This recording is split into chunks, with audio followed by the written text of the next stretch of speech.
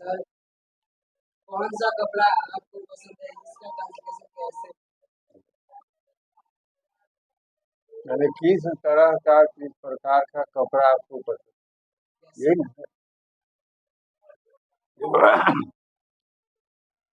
ये देखो,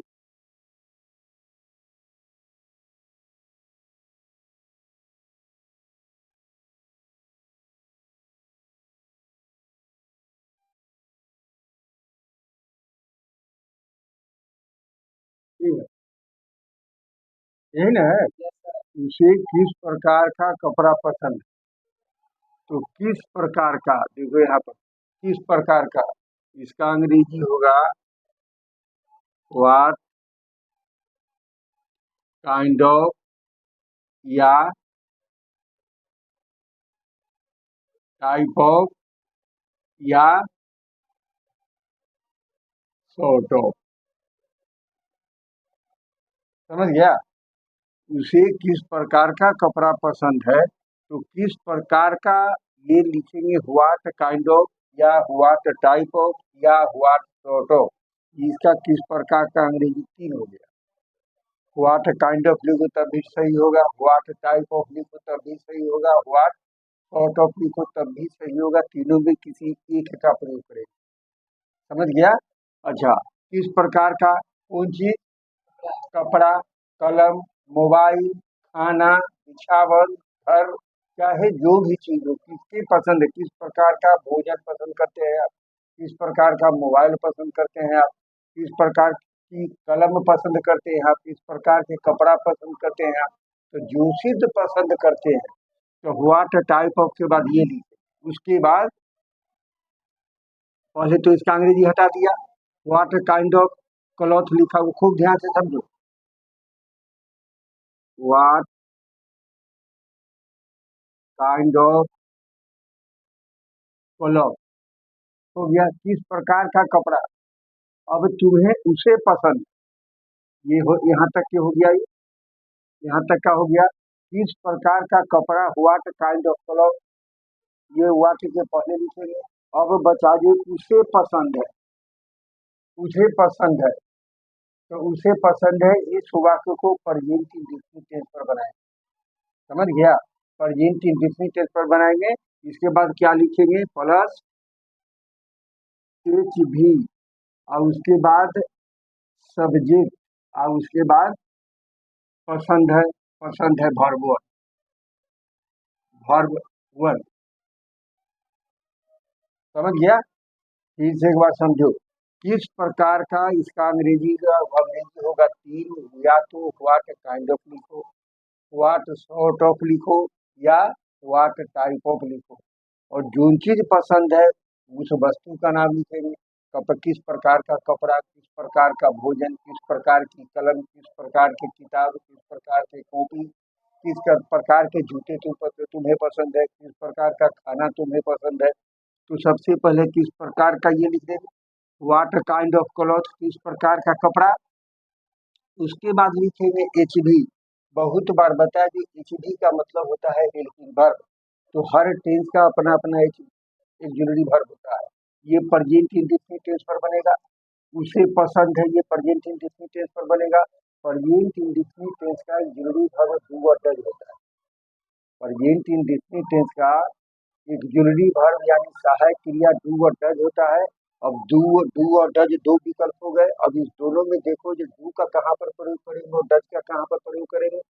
तो आई, ही, ई, दे और बहुवचन के साथ डू का प्रयोग करेंगे, और बाकी के साथ डज का प्रयोग करेंगे। व्हाट काइंड ऑफ क्लॉथ, उसके बाद एच डी, यानी प्रेजेंट इंडेफिनिट टेंस पर बनाएंगे तो एच डी या डज लिखना पड़ेगा। तो व्हाट, ये स्ट्रक्चर हो गया, ये स्ट्रक्चर हो गया। तो तरीका से लिख लेना इसको, ये स्ट्रक्चर हो गया। जब भी ऐसे इस तरह का वाक्य आपको कोई पूछे, या बोलना पड़े, या किसी को बताना पड़े कि तुम्हें किस प्रकार का भोजन पसंद है, तो तुम्हें का अंग्रेजी जैसे यहाँ पर सब्जेक्ट की जगह पर लिखो, मोहन को किस प्रकार का जूता पसंद है? पिताजी को किस प्रकार का कपड़ा पसंद है, मम्मी को किस तरह की साड़ी पसंद है। 100% वाक्य बनेगा। तो बस उसी तरीका से एच भी लिख देंगे। एक बात हमेशा ध्यान में रखना, जब भी ऐसा वाक्य मिलेगा तो किस प्रकार का कपड़ा, इसका अंग्रेजी पहले लिखने के बाद दूसरे पसंद है, ये प्रेजेंट इंडिफिनिट पर बनेगा। ये प्रेजेंट इंडिफिनिट पर बनेगा। ऐसा नहीं है जो ता थे की नहीं है तो इसको हम प्रेजेंट इंडिफिनिट पर नहीं बनाएंगे, ऐसा नहीं है। इसका भाव निकलेगा कि तुम किस प्रकार के कपड़ा पसंद करते हो। इसका भाव ये सेंस ये निकलेगा। इस वाक्य पर पसंद पर रहेगा कि द है तो क्या करेंगे, है तो क्या करेंगे, नहीं। इसका भाव निकलता है कि तुम किस प्रकार के कपड़ा पसंद करते हो, ये भाव ये निकलेगा। इस तरह के भाव निकाल कर सेंटेंस बनाना पड़ेगा। तो तुम्हें उसे किस प्रकार का कपड़ा पसंद है, what type of cloth. Cloth, अब यहाँ पर है उसे है, थर्ड पर्सन सिंगुलर नंबर हो गया तो उसे के साथ किसका प्रयोग करें। फिर से सुन लो एक बार, ऑक्सिलरी वर्ब का मतलब होता है सहायक क्रिया। प्रेजेंट इंडेफिनिट टेंस का ऑक्सिलरी वर्ब डू और डज होता है। अब दो विकल्प है, डू और डज। डू का प्रयोग कहाँ पर करेंगे, डज का कहाँ पर करेंगे। तो आई बी यू दे और बहुवचन के साथ डू का प्रयोग करेंगे और बाकी के साथ डज का प्रयोग करेंगे। करना क्या है, जो आप उसे पसंद है उसको इंट्रोगेटिव कर देना, उसको इंट्रोगेटिव कर देना। इंट्रोगेटिव में क्या करेंगे, तो सब्जेक्ट से पहले ऑक्सिलरी वर्ब लिखेंगे। इसको इंट्रोगेटिव इसी तरह से, cloth does he like, does he like. समझ गया।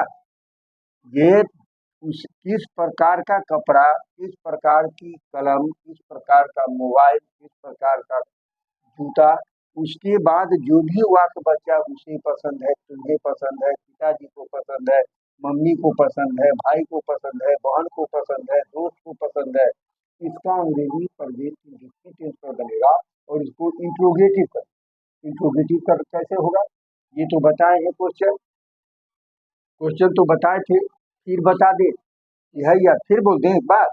देखो क्वेश्चन, जैसे यहाँ पर बहुत बच्चे को ये कंफ्यूजन रहता है, जो क्या का अंग्रेजी क्या लिखे, व्हाट लिखे कि ऑक्सिलरी वर्ब लिखे। कुछ बच्चे ऐसे हैं जो लिखने के लिए लिख लेता है लेकिन समझ नहीं पाता है कि आखिर यहाँ डू डज क्यों लिखाया है, निजा क्यों लिखा, ये नहीं बता पाता है। तो डज ही लाइक, ये तुम किस प्रकार के कपड़ा पसंद करते हो, हम तुमसे पूछ रहे हैं, ये क्वेश्चन हो गया। समझ गया ना। तो डू और डज इंट्रोगेटिव, सब्जेक्ट से पहले ऑक्सिलरी वर्ब लिख देंगे, उसके बाद सब्जेक्ट लिखेंगे, उसके बाद वर्ब ऑन लिखेंगे, ये लिखेंगे। समझ गया। अब देखो वहां उसे है तो डज लिख दिया। तुम्हें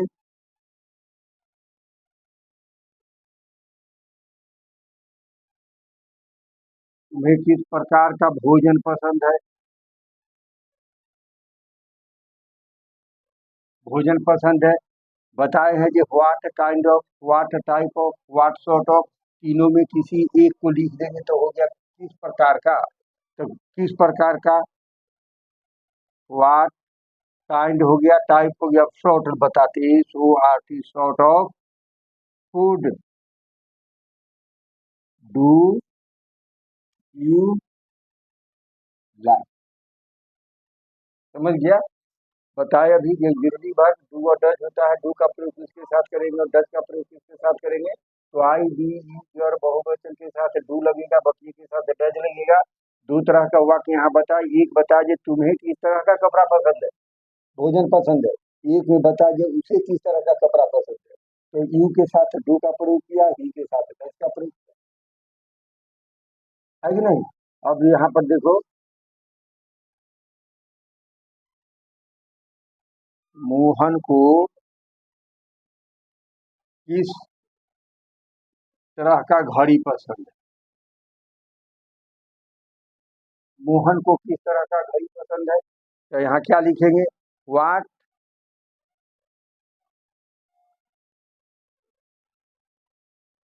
kind of watch, what kind, what kind of watch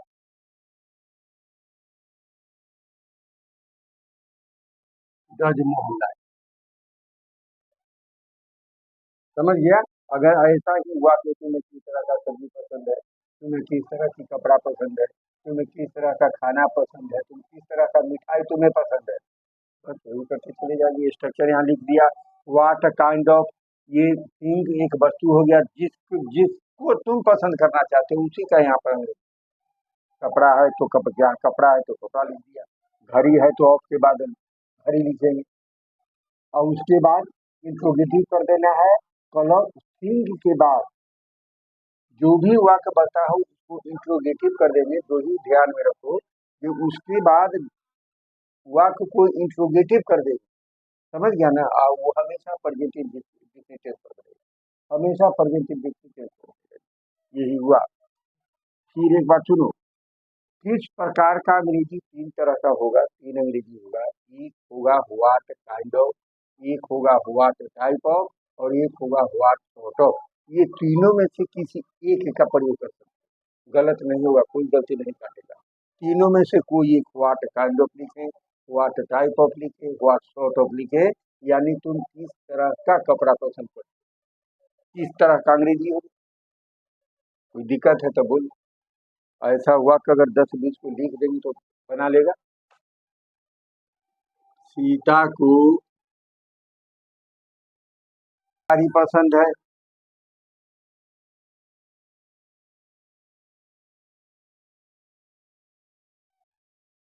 sari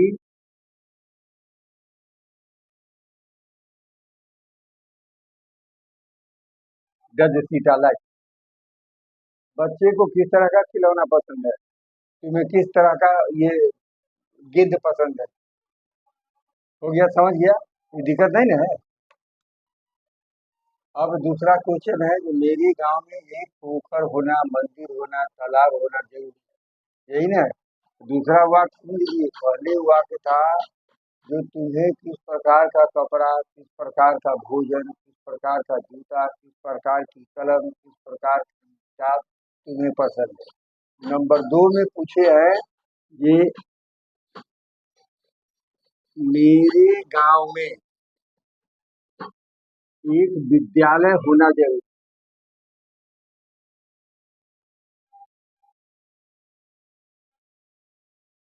मेरे गांव में एक विद्यालय होना जरूरी है।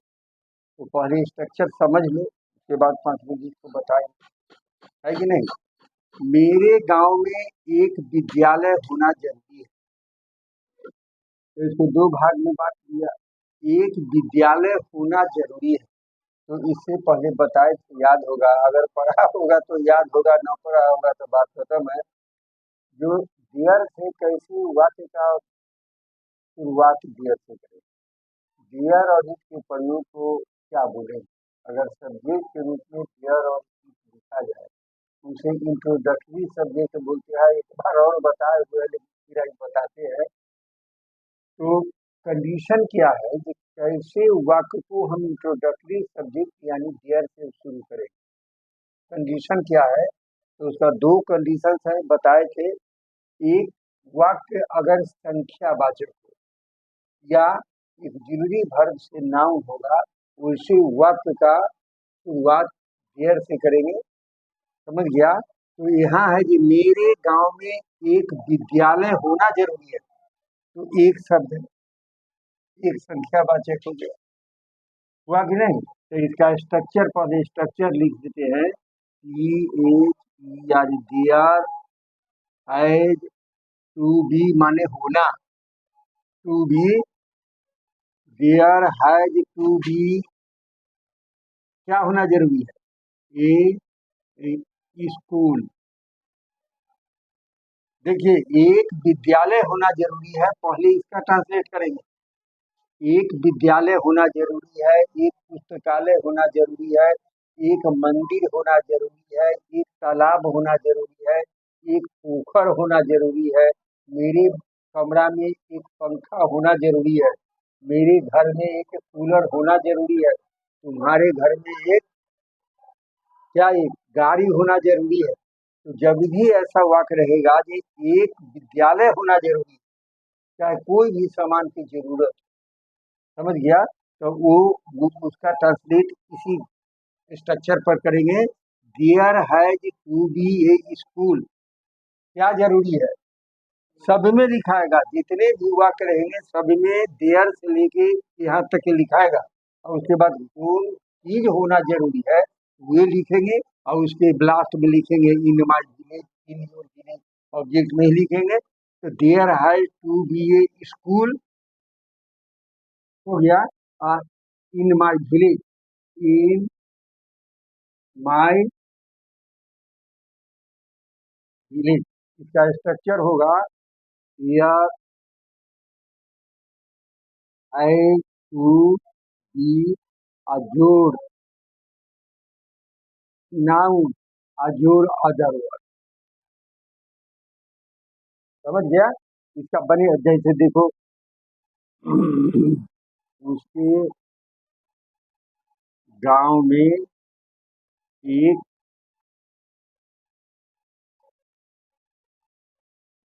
खेल का मैदान होना जरूरी, एक खेल का मैदान होना जरूरी है। फिर बताए अभी कि इतना कुछ छाड़ देंगे। पहले बनाएंगे एक खेल का मैदान होना जरूरी है।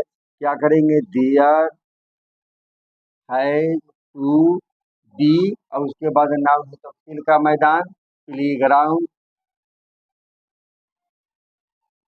कहाँ पर होना जरूरी है? उसके गांव में। कहाँ पर होना जरूरी है? उसके गांव में। बस क्वेश्चन लगाओ, ऐसे वाक्य में क्वेश्चन लगाओ। एक खेल का मैदान होना जरूरी है, there has to be a play ground.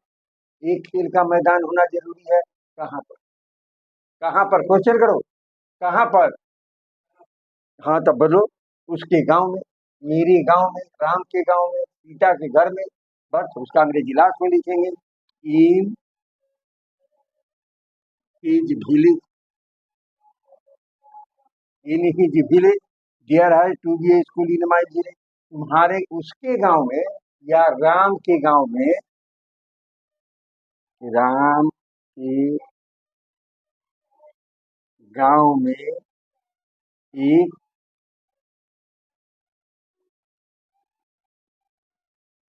पुस्तकालय होना जरूरी है।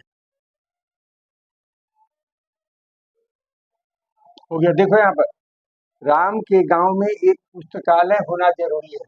तो थोड़ा जो बता दिया है जो इसका दो भाग में बांट देंगे। एक पुस्तकालय होना जरूरी है तो there has to be a library, library कहाँ पर होना जरूरी है?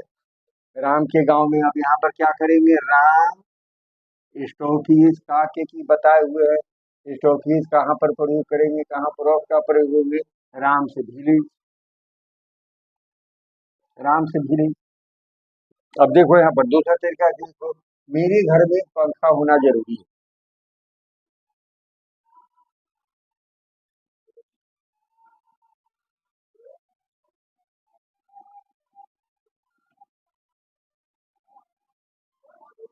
मेरे घर में एक पंखा होना जरूरी है। बताइए, दो भाग में वाक्य फिर कर दो। There has to be a fan, कहाँ पर? मेरे घर में, इन माई हाउस। समझ गया? इधर बहुत साधारण, समझ गया? दोनों में किसी तरह का दिक्कत है तो बताओ। हो गया? बंद कर दें। कोई दिक्कत होगा श्रोतागण से अपील करते हैं, बताते हैं सुनने वाले से, कोई भी दिक्कत हो तो सूचना जरूर कमेंट में लिखो।